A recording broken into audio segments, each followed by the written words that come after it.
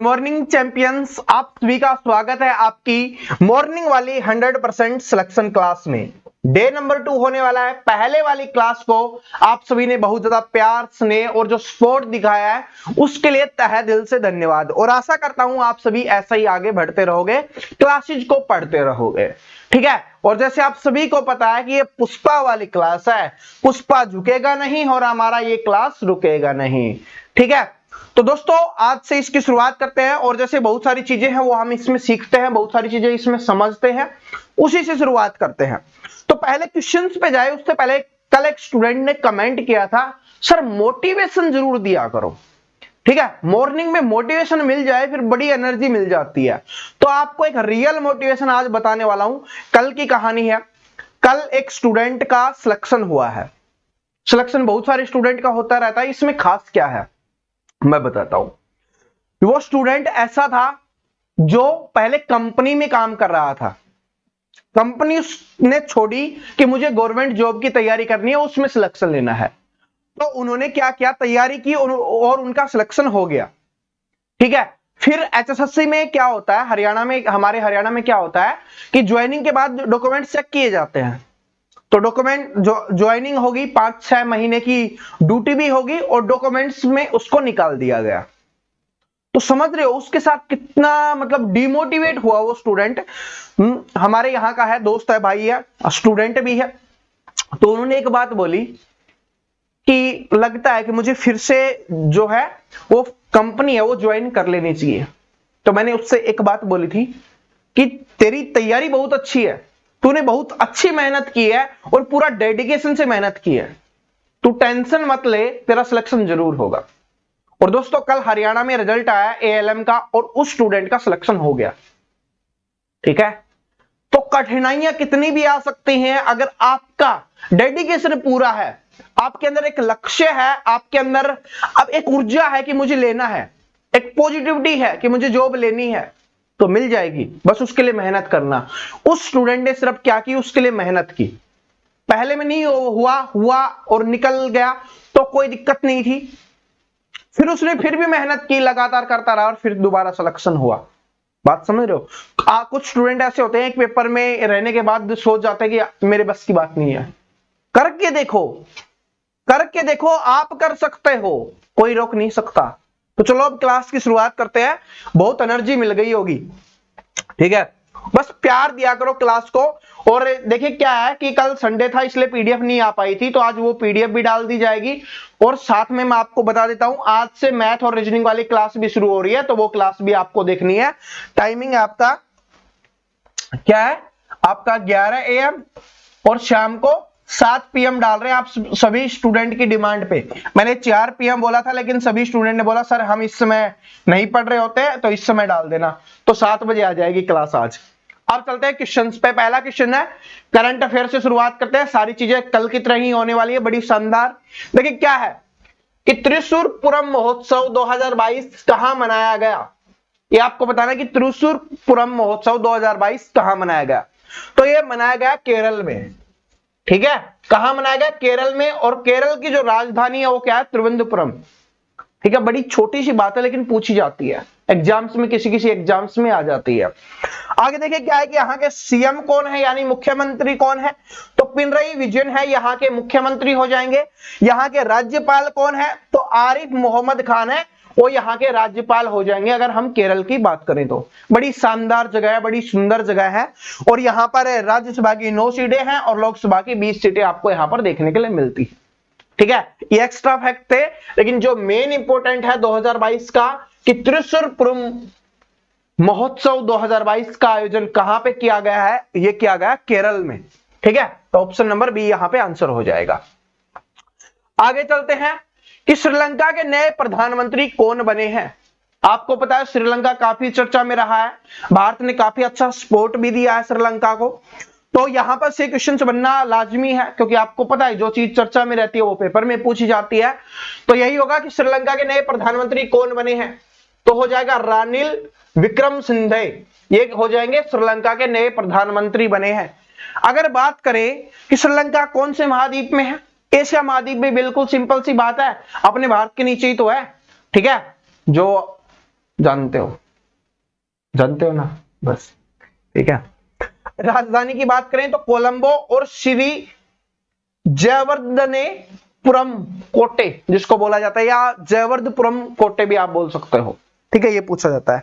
Currency है वो श्रीलंकाई रुपया चलता है वहां पे, और राष्ट्रपति कौन है वहां पे? गोतबाया राजपक्षे। कौन है? गोतबाया राजपक्षे हैं, वो वहां के राष्ट्रपति हैं। तो ये दोनों ही इंपॉर्टेंट है आप सभी के लिए, क्योंकि चर्चा में रहे हैं, दोनों ही हैं, काफी चर्चा में रहे। प्रधानमंत्री भी वहां पर काफी चर्चा में रहे हैं और राष्ट्रपति भी काफी चर्चा में रहे, तो आपको याद होनी चाहिए। और राजधानी तो वैसे ही भी पता है आपको, ठीक है। आगे याद करें। और अगर किसी को राजधानी याद नहीं रहती ना, तो मैं आपको बता देता हूं। क्रिकेट में थे ना श्रीलंका से महिला जयवर्धने, बस उसी से याद कर लेना, जयवर्धने, बस दिख जाएगा, ऑप्शन में आंसर हो जाएगा, क्योंकि ऑप्शन वाले तो क्वेश्चंस आते हैं। आगे देखिए क्या है कि पानी की खपत को कम करने के लिए भारत टैप नामक पहल किसने शुरू किया है? देखिए पहल हो गई, योजना ही होगी, यहां से क्वेश्चन पक्का बनता है आपके एग्जाम्स में। तो जो पानी की खपत को कम करने के लिए भारत टैप, क्या भारत टैप योजना की शुरुआत किसके द्वारा की गई है? तो यह की गई है हरदीप सिंह पुरी जी के द्वारा। किसके द्वारा की गई है? हरदीप सिंह पुरी जी के द्वारा। और इनका उद्देश्य क्या है? आपको पता है कि जो पानी की खपत है उसको कम करना है, ताकि पानी वो आने वाली पीढ़ियों को भी मिल सके। तो अगर आप भी पानी वेस्ट करते हो तो उसको मत किया करो। और स्पेशली पानी की अगर बात आई तो मैं आपको बताना चाहूंगा, गर्मियां बहुत तेज है, आप सभी को पता है, ठीक है। तो अपने पक्षियों के लिए थोड़ा पानी के इंतजाम कर दिया करो। आपके पास जानते हो ना, आप सभी गांव से बिलोंग करते हो, पुराने घड़े हैं, तोड़ के रखो, एक ऊपर एक नीचे, पानी डाल दिया करो बस, ठीक है। डेली डाल दो, 2 दिन में डाल दो, उनका काम बन जाएगा, बेचारों को पानी मिल जाएगा। बहुत जरूरी है, ऐसा नहीं कि आपको बोल रहा हूं, मैंने भी किया हुआ है, ठीक है। बोलोगे तो कल फोटो दिखा दूंगा, ठीक है। तो वो जरूरी है, बहुत जरूरी है, बात समझ रहे हो क्या है कि बहुत जरूरी है। आगे देखिए क्या है कि किसने कलम वेबसाइट लॉन्च किया है? तो कलम वेबसाइट किसके द्वारा लॉन्च की गई है? तो ओम बिड़ला जी के द्वारा है, इसको लॉन्च किया गया है। इनके बारे में तो जानते ही हो, बताने की आवश्यकता नहीं है। तो आप सभी को कमेंट करके बताना कि जो निर्मला सीतारमण जी हैं उनका क्या संबंध है, यानी उनका क्या पद है। जैसे कि नरेंद्र मोदी जी क्या हो गए? प्रधानमंत्री हो गए। तो जो निर्मला सीतारमण जी हैं बहुत ज्यादा चर्चा में रहती हैं, ठीक है, बहुत ज्यादा चर्चा में रहती है। तो आपको कमेंट करके बताना है कि उनका पद क्या है, ठीक है। वो भारत के लिए किस पद पर कार्य करती हैं, ये आप सभी को बताना है। आगे चलिए कि ग्लोबल क्रिप्टो एडॉप्शन इंडेक्स में कौन सा देश शीर्ष पे रहा है? ग्लोबल क्रिप्टो एडॉप्शन में, एडॉप्शन जो इंडेक्स है उसमें कौन सा देश शीर्ष पे रहा है? तो इसका हो जाएगा अमेरिका। कौन सा देश रहा है? अमेरिका है, वो शीर्ष पे रहा है। अब देखिए आप सभी को पता है क्रिप्टो है, बहुत ज्यादा चर्चा में है, ठीक है, बहुत ज्यादा चर्चा में रही है। अभी थोड़ी दिन पहले की भारत सरकार के द्वारा क्रिप्टो करेंसी पे भी टैक्स लगाया गया था। तो वही चीज है, अडॉप्शन का मतलब होता है अडॉप्ट करने में, ठीक है। किसने बहुत जल्दी अडॉप्ट किया? अडॉप्ट का मतलब स्वीकार करने में, बात समझ रहे हो। तो उसमें शीर्ष पर कौन रहा है? वो हो जाएगा अमेरिका। अमेरिका की राजधानी की बात करें तो वाशिंगटन डीसी है, और जो इसके प्रेसिडेंट हैं वो हो जाएगा जो बाइडेन। और आप सभी को पता है कितने चर्चा में रहे थे, मैंने कल वाले क्लास में भी बताया था, अब भी बता रहा हूं, ठीक है। इसके बाद करेंसी क्या चलती है? यूएस डॉलर चलती है, और हम जो यूट्यूबर है उनको भी यूएस डॉलर ही मिलते हैं, ठीक है। अब ये मत बोलना सर डॉलर कमा रहे हो, कोई बात नहीं, भारत में आ रहे हैं, ठीक है। आगे देखो क्या है कि 12वें आईबीए महिला विश्व मुक्केबाजी चैंपियनशिप 2022 का आयोजन कहां शुरू हुआ है? तो जो 12वें आईबीए महिला विश्व मुक्केबाजी चैंपियनशिप, महिलाओं की विश्व, ठीक है, मुक्केबाजी चैंपियनशिप हो रही है 2022 में, उसका आयोजन कहां पर हुआ है? तो इस्तांबुल में हुआ है। कहां पर है? इस्तांबुल। और यह कहां पर है? तुर्की में। और ये काफी चर्चा में रहा है, मैंने काफी बार देखा है कि एग्जाम्स में इससे रिलेटेड क्वेश्चंस पूछे गए हैं। तो जो इस्तांबुल है, इस्तांबुल ये कहां पर है? ये तुर्की में है, ठीक है। और आईबीए की बात करें, क्योंकि पता होना चाहिए ना आईबीए होता क्या है, तो आईबीए की बात करें तो ये हो जाएगा इंटरनेशनल बॉक्सिंग एसोसिएशन। इंटरनेशनल का मतलब होता है अंतरराष्ट्रीय, बॉक्सिंग आपको पता ही है कि मुक्केबाजी, एसोसिएशन का मतलब होता है संगठन। एसोसिएशन इंग्लिश में भी काम आएगा, याद कर लेना। एसोसिएशन इसका मतलब होता है संगठन, एक ग्रुप, ठीक है। जो आपके वन वर्ड में भी काम आएगा और इडियम उसमें जो आपका एंटोसिनो है उसमें भी पूछा जाएगा, तो याद कर लेना। उसके बाद बात करें इसकी स्थापना कब की गई थी, तो 1946 में इसकी स्थापना की गई थी। हेडक्वार्टर कहां है, हेडक्वार्टर का मतलब होता है कि इसका मुख्यालय कहां पर है, तो जो इसका मुख्यालय है वो हो जाएगा लुसाने, यानी स्विट्जरलैंड में है। कहां पर है, लुसाने स्विट्जरलैंड में है। और आपको पता है कि बहुत बड़े बड़े हैं जिनका मुख्यालय स्विट्जरलैंड में है, ठीक है। तो स्विट्जरलैंड हमेशा चर्चा में रहता है, स्विस बैंक के लिए भी है, चर्चा में रहता है। तो और इसके अध्यक्ष कौन है, यानी आईबीए जो इंटरनेशनल बॉक्सिंग एसोसिएशन है, इसके अध्यक्ष कौन है, तो उमर नजरोविच क्रैमवेल। नाम थोड़ा अटपटा है, बस इतना याद कर लो, उमर नजरोविच, बस, ठीक है। बाकी तो आपको पता ही चल जाएगा, आके ऑप्शन में दिख जाएगा, ठीक है। आगे देखिए क्या है कि भारत का पहला जैविक कचरे से चलने वाला इलेक्ट्रॉनिक वाहक चार्जिंग स्टेशन कहां पर खुला है, ठीक है। जैविक कचरे से चलने वाला इलेक्ट्रॉनिक वाहन चार्जिंग स्टेशन खोला गया है, और ये कहां पर खोला गया है ये आपको बताना है। तो ये खोला गया है मुंबई महाराष्ट्र में, ठीक है। महाराष्ट्र मुंबई में खोला गया है, जहां से जैविक कचरे से जो ईंधन बनेगा उससे जो आपकी बैटरी हो गया, जो स्कूटर वगैरह होंगे वो चार्ज होंगे, जो इलेक्ट्रॉनिक वाहन होंगे वो चार्ज होंगे, ठीक है। तो यह मुंबई महाराष्ट्र में, और इसका उद्घाटन किसके द्वारा किया गया है, तो जो महाराष्ट्र सरकार के पर्यावरण और पर्यटन मंत्री हैं आदित्य ठाकरे जी, उनके द्वारा किया गया है। और जो महाराष्ट्र में है आप सभी जानते हो कि जो ठाकरे जी है उनकी बहुत बड़ी वैल्यू है, ठीक है। जो इनके पिताजी थे वो मुंबई के लिए बड़ी उपलब्धि थे, बोल सकते हो बहुत तगड़े आदमी थे, सिंपली भाषा में बोला जाए ना तगड़े आदमी थे, वही है। आगे देखिए क्या है कि 100 बिलियन अमेरिकी डॉलर का वार्षिक राजस्व हासिल करने वाली पहली भारतीय कंपनी कौन बनी है। देखिए भारत में है ना जो स्टार्टअप वाला कल्चर है वो बहुत आगे बढ़ रहा है और बहुत तेजी से आगे बढ़ रहा है। अगर शार्क टैंक इंडिया देखा होगा तो आपको पता चल जाएगा कि किस तरीके से हमारा देश प्रगति कर रहा है। जो कुछ पहले क्या होता था कि सभी जॉब की तरफ भागते थे कि जॉब चाहिए जॉब चाहिए, अब बहुत सारे लोग स्टार्टअप कर रहे हैं, गवर्नमेंट जॉब लेने के बाद भी स्टार्टअप कर रहे हैं, ठीक है, अपने सपनों को पूरा करने के लिए, अपनी कुछ हेल्प करने के लिए, सोसाइटी की हेल्प करने के लिए, तो उसमें काफी आगे बढ़ रहे हैं। तो 100 बिलियन अमेरिकी डॉलर का वार्षिक राजस्व हासिल करने वाली पहली भारतीय कंपनी कौन सी बनी है, तो वो है रिलायंस इंडस्ट्री। और रिलायंस इंडस्ट्री तो आप जानते हो, इसके बारे में बताने की आवश्यकता नहीं है, अंबानी जी की है। RIL इसका मतलब होता है रिलायंस इंडस्ट्रीज लिमिटेड, ठीक है। इसकी स्थापना कब की गई थी, 8 मई 1973 को इसकी स्थापना की गई थी धीरू भाई अंबानी जी के द्वारा, ठीक है। हेडक्वार्टर कहां पर है, मुंबई महाराष्ट्र में है, ये आप सभी जानते हो। इनका घर काफी चर्चा में रहता है, तो मुंबई में देखने के लिए घर मिलता है, तो याद कर सकते हो कि हेडक्वार्टर यानी मुख्यालय कहां पर होगा, वो मुंबई में होगा, ठीक है। इस तरीके से याद कर सकते हो, आपने देखा होगा बहुत बार, जो ऐसे ही नाम है, ध्यान नहीं है, एंटोनोलिया है या एंटीनिया है, ऐसे कुछ नाम है घर का, वो भी काफी चर्चा में रहता है। इसके चेयरमैन और MD कौन है, तो मुकेश अंबानी है, वो इसके चेयरमैन और MD हो जाएंगे रिलायंस इंडस्ट्री के लिए। और ये जियो है वो भी इन्हीं का है, ठीक है। जिस जियो की वजह से जो इंटरनेट पूरे देश में बड़ी तेजी से फैला है और आप सभी हम इंटरनेट से कनेक्ट हो पाए हैं, तो वो जियो की वजह से हुआ है, वो भी रिलायंस इंडस्ट्री का ही है। आगे देखिए क्या है कि formula 1 race Miami grand prix 2022 का खिताब किसने जीता है। देखिए यहां से, और अभी आने वाली क्लासेस में बहुत सारी चीजें मैं आपको बताने वाला हूं जो पेपर में हमेशा फिक्स पूछी जाती हैं, ठीक है, वो चीजें भी हम करने वाले हैं। तो सबसे पहले इसका हो जाएगा किसने जीता है, मैक्स वर्स्टेपन या जो रेडबुल नीदरलैंड, ठीक है। कौन सी अगर कंपनी की बात करें तो रेडबुल कंपनी के द्वारा उनको स्पॉन्सर किया गया था, या रेडबुल कंपनी के थे, और अगर पूछे कहां से थे तो नीदरलैंड से हो जाएगा, ठीक है।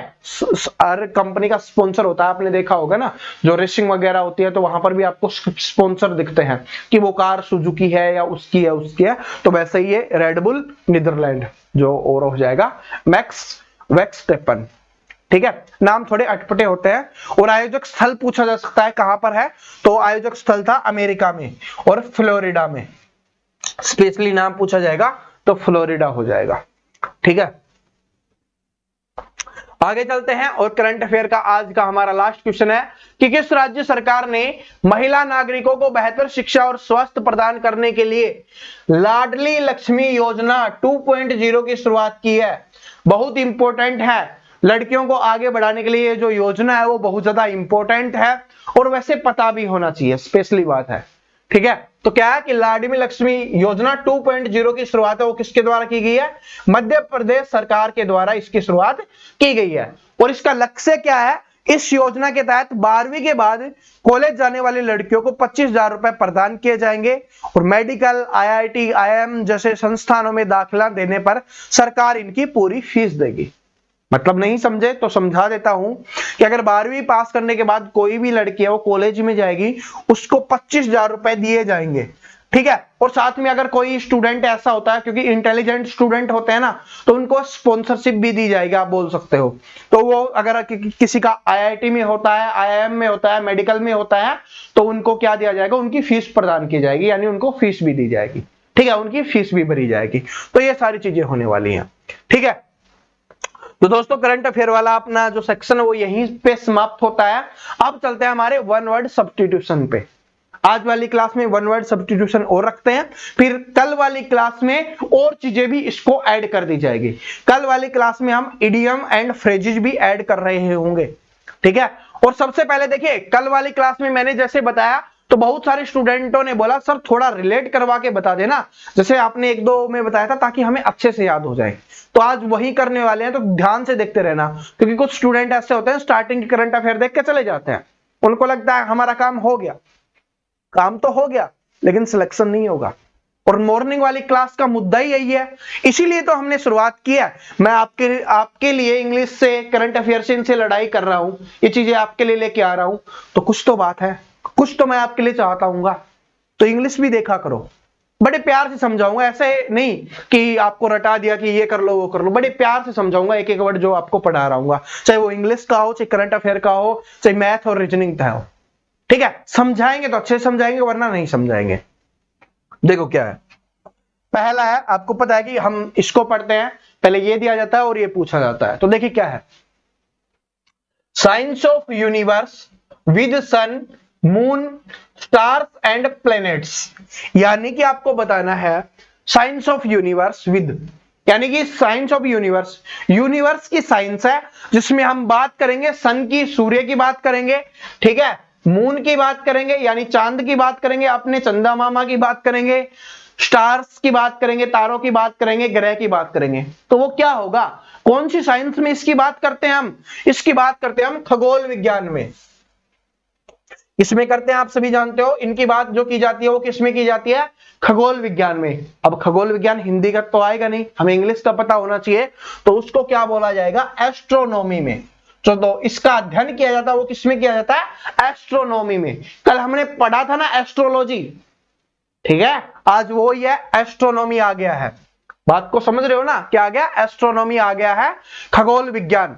Science of universe with sun, moon, stars and planets, तो इसको बोला जाएगा खगोल विज्ञान। यानी ग्रह, उपग्रह, तारों के बारे में, आपके सूरज के बारे में जो हम बात करते हैं, जिनका अध्ययन किया जाता है, उसको क्या बोला जाता है? उस साइंस को क्या बोला जाता है? खगोल विज्ञान बोला जाता है। इसको बोला जाएगा एस्ट्रोनॉमी। ठीक है, बात समझ में आ गई? चलो ठीक है, अब चलते हैं आगे पे। ए person who does not believe in the existence of God. क्या है? ए पर्सन, देखिए ये स्पेस है, ए अलग है और पर्सन अलग है। ए person who does not believe in the existence of God, यानी कि एक ऐसा व्यक्ति जो भगवान यहां पर है, उपस्थित है, इस पे विश्वास नहीं करता। क्योंकि कुछ लोग सोचते हैं, हम में से कुछ लोग क्या मानते हैं कि भगवान है, कुछ लोग ऐसे होते हैं जो मानते हैं कि भगवान नहीं है। तो यहां पर माना जाता है, किसके बारे में बात की जाती है? नॉट बिलीव, यानी जो विश्वास नहीं करते। किसमें विश्वास नहीं करते? कि भगवान है।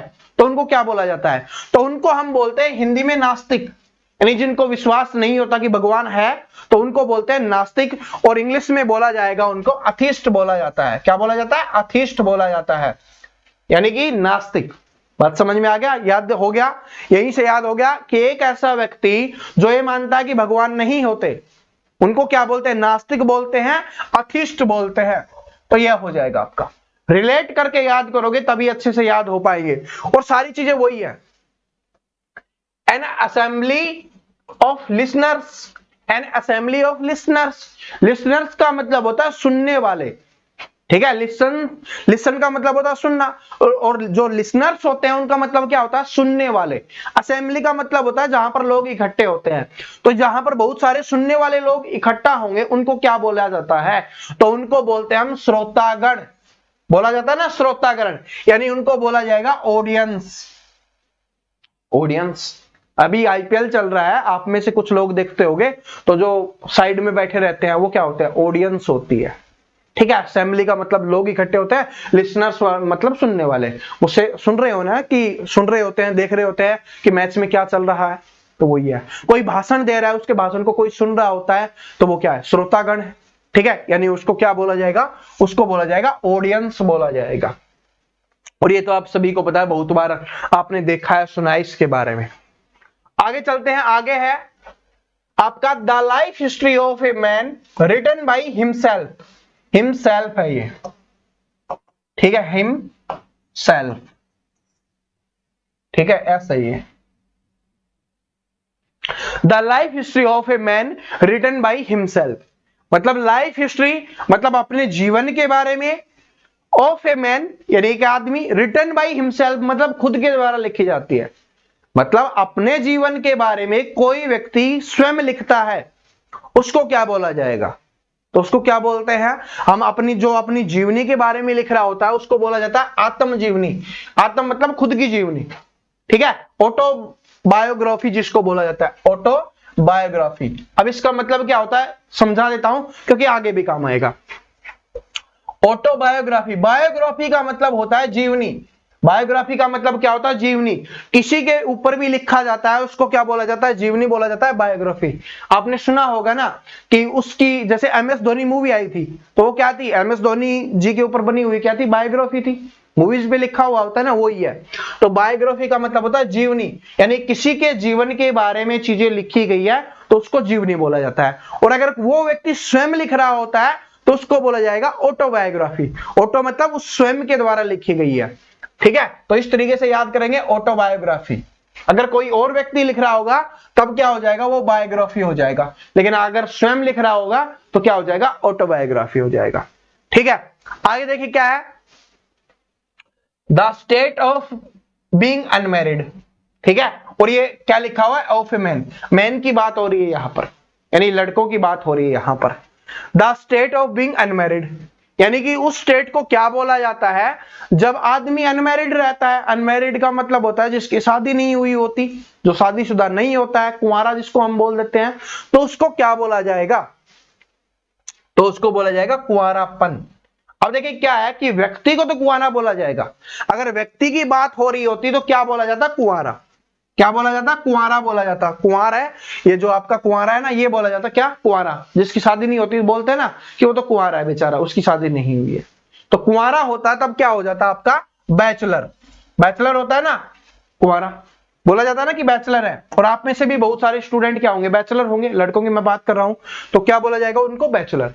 लेकिन यहां पर बात की गई है स्टेट की, the state of being unmarried, तो उसको क्या बोला जाएगा, उस अवस्था की बात की गई है तो उसको बोला जाता है कुंवारापन, ठीक है। कुछ लोग बोलते हैं मेरे को बड़ा कुंवारापन सता रहा है, वही है, तो उसको बोला जाएगा बैचलरहुड।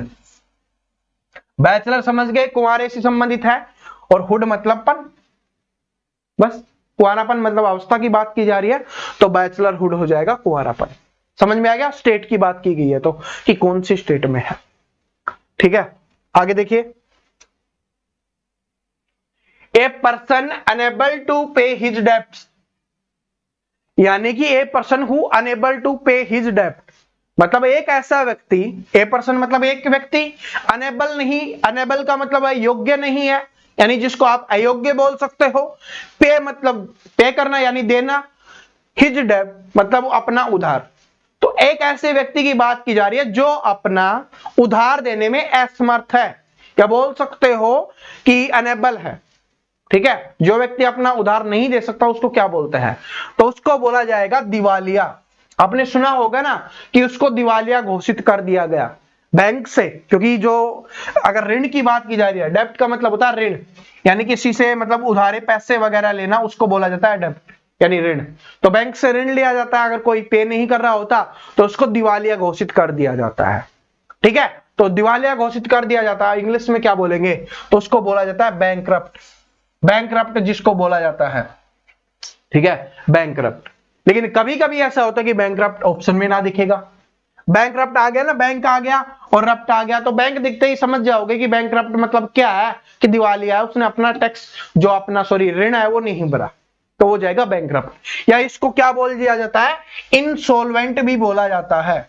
अब इंसॉल्वेंट भी बोला जाता है।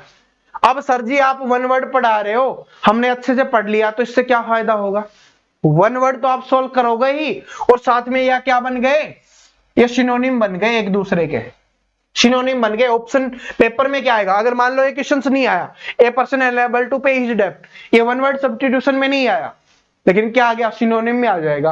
आपको क्या दे दिया जाएगा कि बैंकरप्ट दे दिया जाएगा, और आपसे पूछा जाएगा इसको सिनोनिम बताइए। तो जब आपका इसका मतलब पता होगा तभी तो सिनोनिम बता पाओगे, यानी समानार्थक शब्द आप बता पाओगे। तो इसका मतलब आपको पता है कि दिवालिया होता है, तो दूसरा इंसॉल्वेंट है, और उसका मतलब भी क्या होता है, दिवालिया ही होता है। बस ये आपके सिनोनिम में भी काम आएगा। ठीक है, इस तरीके से बता रहा हूं, छोटी छोटी चीजें याद करोगे ना, एक दूसरे से रिलेटेड है, दूसरा तीसरे से रिलेटेड है। इंग्लिश ऐसा ही होता है, ठीक है, एक दूसरे से रिलेटेड होते हैं, ये सारी चीजें एक दूसरे से जुड़ी हुई होती है। अगर थोड़ी चीजों को अच्छे से पढ़ लोगे, बाकी चीज आपको आसान लगने लग जाएगी। अब देखिए कल वाली क्लास में हम इडियम एंड फ्रेजेस भी ऐड करेंगे, तो आपको लगेगा ये तो बिल्कुल आसान है, लोकोक्तियां और मुहावरे, बस सिंपल सी बात है अपना।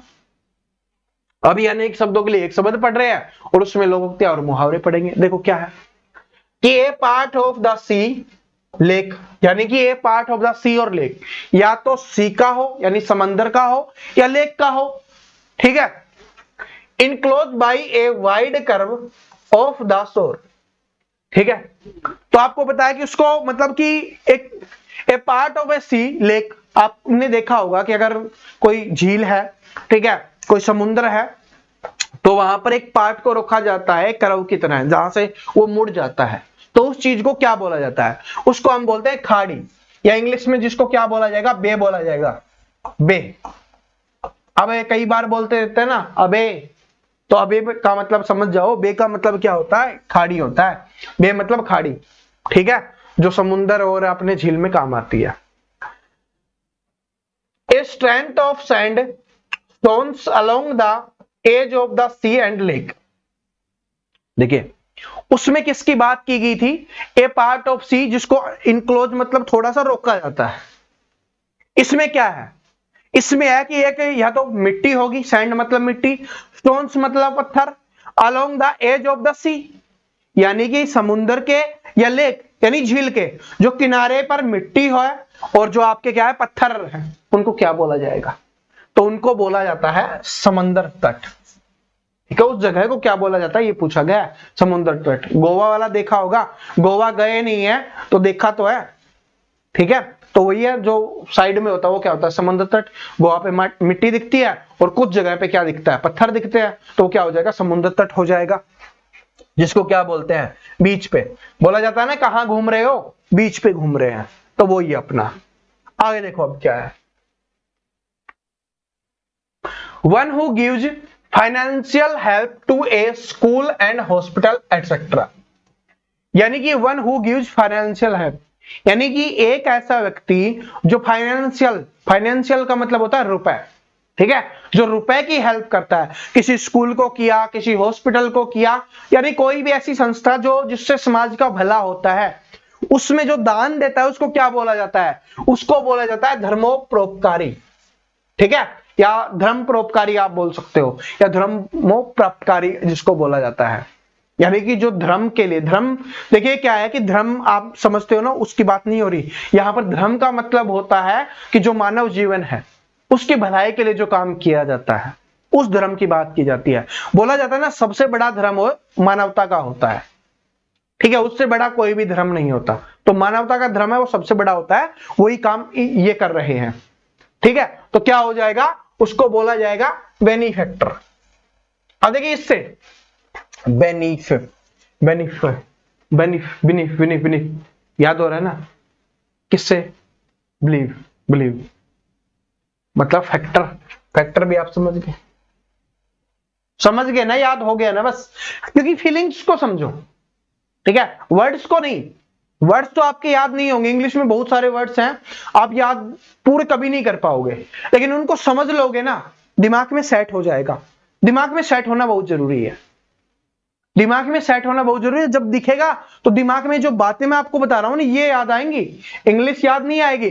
जैसे स्टार्टिंग में ये दिखेगा आपको BENE, ये दिखते ही और आगे ये देखोगे तो आपके दिमाग में सेट आ जाएगा, सर ने क्या बोला था, क्या चीज बोली थी, बस वही होगा, हो गया आपका, वही है, वही होता है। आगे देखो क्या है कि one who loves and collect books, यानी कि एक ऐसा व्यक्ति जो पुस्तकों को कलेक्ट करता है और उनसे प्यार करता है, मतलब उनको इकट्ठा करता है और उनसे प्यार करता है।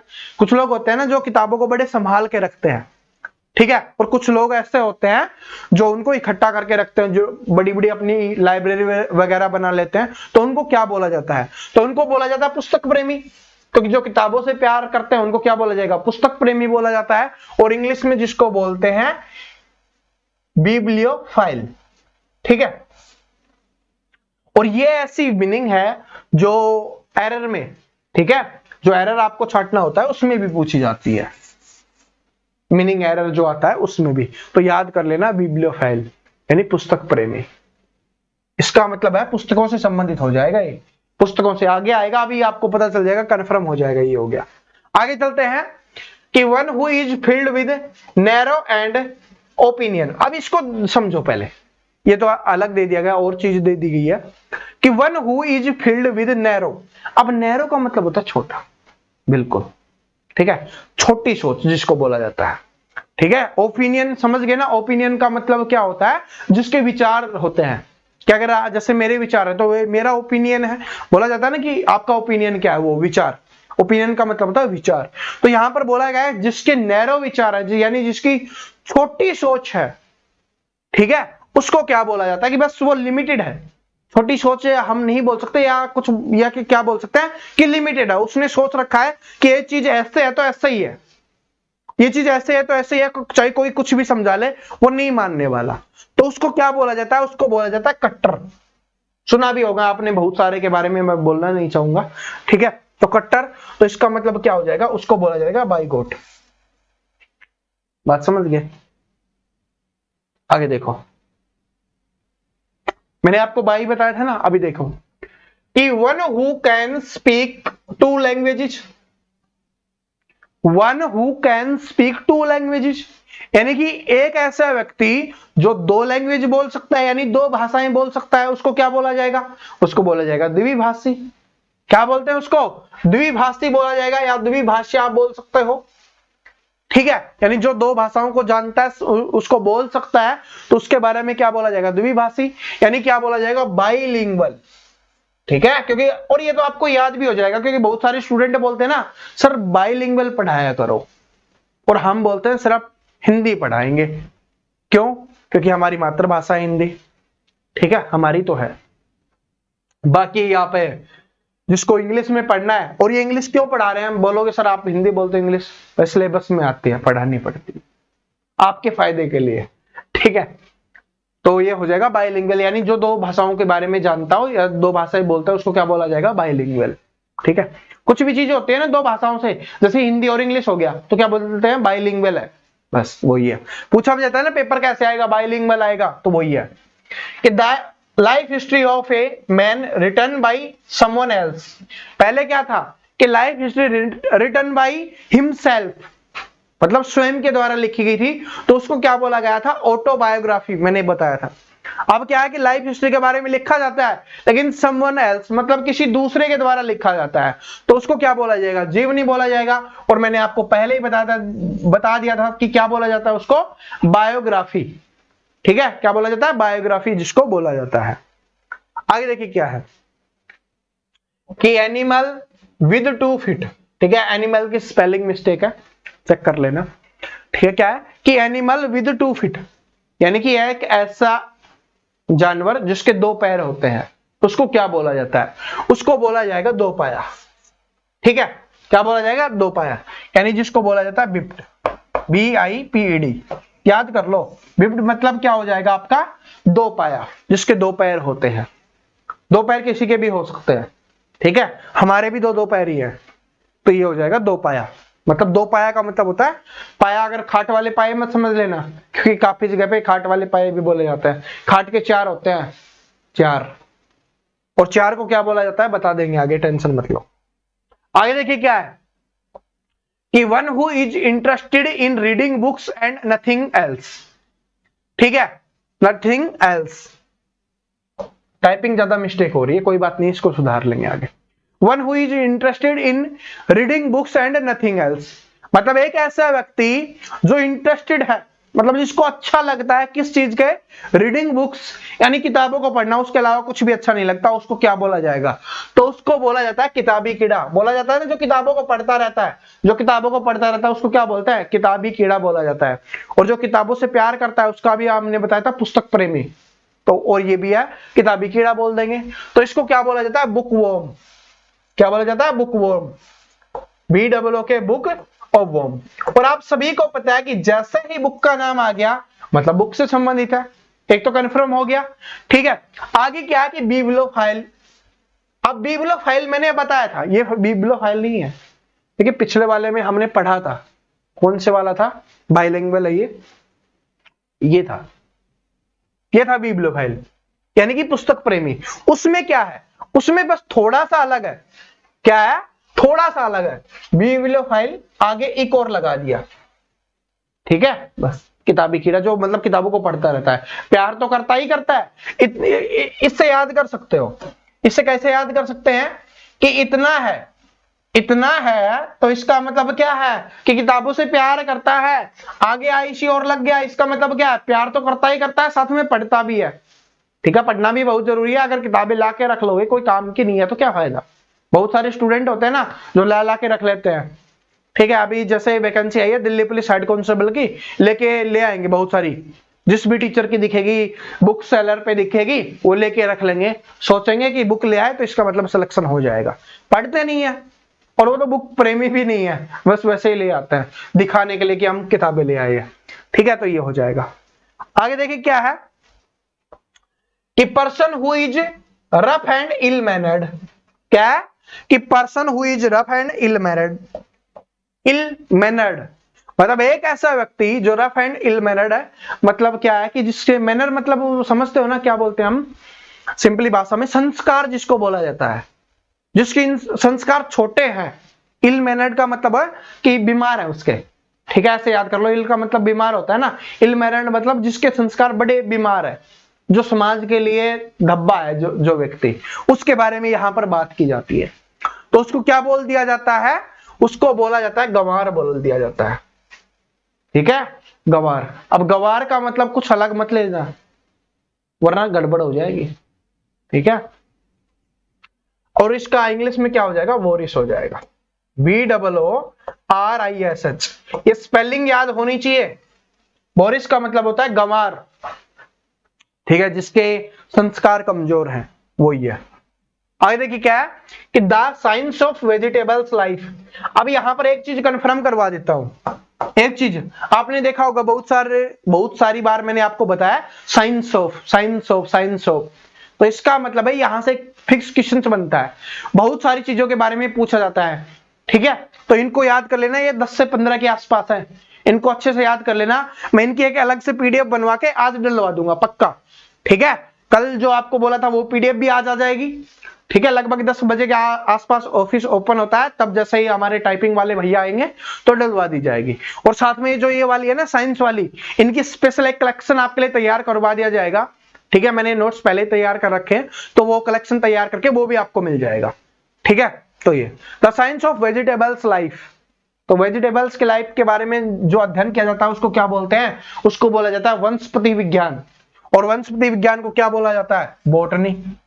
ठीक है, बॉटनी। ये तो आपने कॉलेज वगैरह में बहुत सारे देखे होंगे, और इतना तो आपको पता ही होगा, और नहीं पता तो अब पता चल गया होगा कि वनस्पति विज्ञान को क्या बोला जाता है? बॉटनी।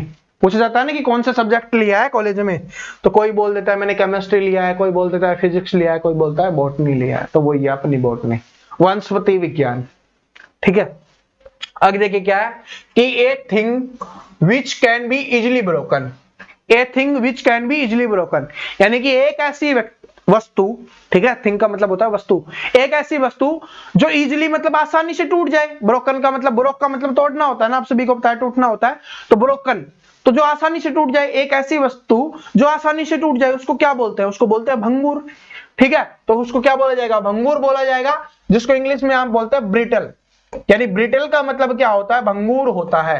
भंगुर का मतलब, अगर भंगुर का मतलब नहीं समझते ना, कुछ लोगों को नहीं पता होता क्योंकि ये थोड़ा शब्द ऐसा है, तो सिंपली समझ लो कि एक ऐसी वस्तु जो आसानी से टूट जाती है। ठीक है, सिंपली भाषा में जिसको बोलते हैं ये तो बड़ी कमजोर थी भाई, ठीक है, आसानी से टूट गई, तो वही चीज है, तो ये क्या हो जाएगा, ब्रिटल। आपके चक्कर में पेन मत तोड़वा देना। ठीक है, तो क्या हो जाएगा, आपका ब्रिटल हो जाएगा, यानी भंगुर, एक ऐसी वस्तु जो आसानी से टूट जाती है। ठीक है, आगे चलते हैं, तो ये हो गया। अब इसमें देख लेना आप, इसमें मुझे कुछ गड़बड़ लग रही है, चेक करके कल बताते हैं, इसको अभी छोड़ देते हैं। ठीक है, तो अपना इंग्लिश वाला भी हो गया। अब आपका टारगेट क्या है, अब टारगेट की बात कर लेते हैं कि आज का हमारा टारगेट क्या होने वाला है, और कल वाली क्लास में कुछ नई चीजें हम ऐड करने जा रहे हैं, तो कल वाली क्लास और भी लंबी होगी। ठीक है, तो आज के टारगेट की बात करें तो मुझे आशा है पहले कल वाला टारगेट आप सभी ने कंप्लीट किया होगा, तो कल वाले टारगेट से एक क्वेश्चन आपसे पूछता हूं, 2 क्वेश्चन पूछ लेता हूं। आपको बताना है कि 17 के पहाड़े याद करने बताए थे ना, तो 17 के पहाड़े में 17 छिकी कितना होता है, और एक आपको बताना है कि 19 के पहाड़े में 19 चौके कितना होता है। ये आप सभी क्या करोगे, कमेंट करके मुझे बताओगे, ताकि मुझे पता चलेगा कि किस किस स्टूडेंट ने किया है। देखिए, गुनाह करके मत बताना, गुनाह करके तो सभी बता दोगे मुझे पता है, लेकिन दिल से निकलना कि पहाड़े याद हैं तभी बताना, वरना कमेंट मत करना। ठीक है, आज याद कर लेना, कोई बात नहीं किया तो। ठीक है, ये अब आज वाली टारगेट क्या दे रहे हैं आपको, आज आपको क्या करने हैं, ये तो आपको रिपीट करने ही करने हैं, इसके अलावा 20 वन वर्ड और आपको याद करने हैं। क्या करने हैं, 20 वन वर्ड और याद करने हैं। और आपको पता है कि कल से दिल्ली पुलिस हेड कांस्टेबल का नोटिफिकेशन आ जाएगा, तो उसके बाद जो आपका टारगेट है ना वो बढ़ने वाला है। ठीक है, और क्लास का जो समय है वो भी बढ़ने वाला है, क्योंकि इसमें हम बहुत सारी चीजें ऐड कर रहे होंगे, एंटोसिनो भी इसमें ऐड कर रहे होंगे, फ्रेजल वर्ब भी इसमें ऐड कर रहे होंगे। ठीक है, और जीके के कुछ टॉपिक्स हैं जो स्टैटिक जीके मैंने आपको बताया, उस टॉपिक्स को भी हम ऐड कर रहे होंगे। तो क्लास को जितने प्यार से देखोगे, जितनी रेगुलरिटी में देखोगे, देखिए सुबह 6 बजे आती है, रेगुलरिटी में आप आसानी से देख सकते हो। ठीक है, और आज अगर मैथ की बात करें तो आपको क्या करना है, 1 से लेकर 30 तक स्क्वायर याद करने हैं आपको। क्या याद करना है, 1 से लेकर 30 तक के स्क्वायर याद होने चाहिए। कल पूछने वाला हूं, कल पूछने वाला हूं। ठीक है, और धीरे धीरे इस क्लास में हम मैथ की चीजें भी ऐड कर देंगे, ये छोटी छोटी चीजें होती है ना, वो भी ऐड कर देंगे, टेंशन मत लो, बस आप प्यार देते रहो। जितना आपने कल प्यार दिया था, जिस तरीके से जो प्यार दिया था वो आज भी दोगे, तो कैसे दे सकते हो आप, एक तो लाइक कर दिया करो जिससे मुझे मोटिवेशन मिलेगा, दूसरा शेयर कर दो ताकि सभी स्टूडेंट तक ये पहुंच सके, तीसरा चैनल को सब्सक्राइब कर लो, जो नीचे लाल कलर का बटन दिख रहा है उस पर क्लिक करो, साथ में बेल आइकन को दबा लो। वो बस 2 ही टारगेट आपको दे रहा हूं, 20 वन वर्ड, ठीक है, और 1 से 30 तक स्क्वायर। इसके अलावा पीडीएफ है, वो टेलीग्राम चैनल पे मिल जाएगी और ऐप पे मिल जाएगी। कुछ स्टूडेंट बोल रहे थे टेलीग्राम किस नाम से है, लिंक डिस्क्रिप्शन में है, और अगर उससे ओपन नहीं होता तो परवीन कटारिया क्लासेस सर्च कर लो, आपको मिल जाएगा। और आज 10 AM पे पीडीएफ आएगी। ठीक है, 10 बजे पीडीएफ डाल दी जाएंगी, जो मैंने बताया कि वन वर्ड सब्स्टिट्यूशन के 200 क्वेश्चन आपको मिलेंगे, जो मैं करवा रहा हूं उनसे एक्स्ट्रा मिलेंगे अच्छे वाले। ठीक है, जो करवा रहा हूं तो यहीं पे क्लास में करवा रहे हैं ना, वो तो है ही, वो तो आप अपने से नोट कर सकते हो, तो वो तो आपको पता ही है। उसके अलावा एक्स्ट्रा देखने के लिए मिलेंगे, और साथ में जो साइंस वाला है, मैंने आपको बताया था कि अध्ययन वाला, ठीक है, बॉटनी, जैसे अभी बॉटनी वाला आया था, खगोल विज्ञान वाला आया था, वो आपको उसकी एक स्पेशल पीडीएफ भी आज मिल जाएगी। ठीक है, तो मिलते हैं अगली क्लास में, तब तक हंसते रहो, मुस्कुराते रहो और पढ़ते रहो। Thank you so much.